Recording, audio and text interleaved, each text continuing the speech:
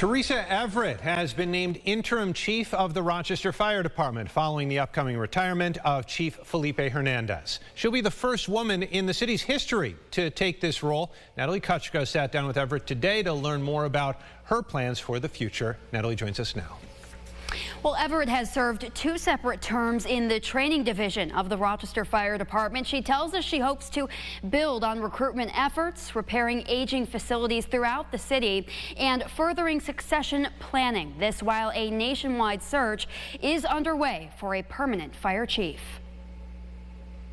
Teresa Everett joined the Rochester Fire Department in 2007, where she served for a few years before moving on to administration roles in College Park, Georgia, Gary, Indiana, and Baltimore, Maryland. In 2019, Everett returned to Rochester as deputy chief in training, with a focus on recruitment and retention. You have to know your entire organization. You have to know what skills are required. You have to know what your demand level is in terms of your calls. You really have to know your organization in order to stay in tune with what the training needs are. Everett is the first woman and the first black woman in Rochester's history to lead the fire department. I'm going to be very honest.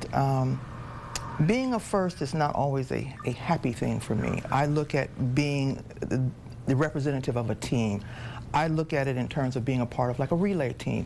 I may be the first representative of the team to get across the line, but nobody gets here on their own. When asked what inspired her to initially leave a career in academics and join the Fire Academy, Everett shared an experience from the late 80s.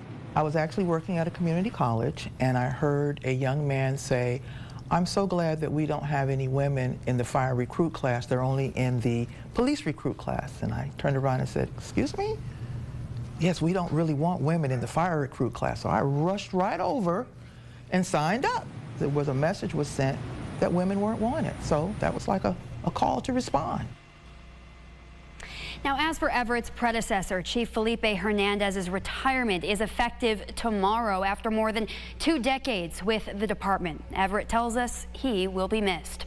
In studio, Natalie Kuchko, News 8. Natalie, thank you. Everett says she plans on serving as interim chief as long as it takes for the department to find a permanent replacement.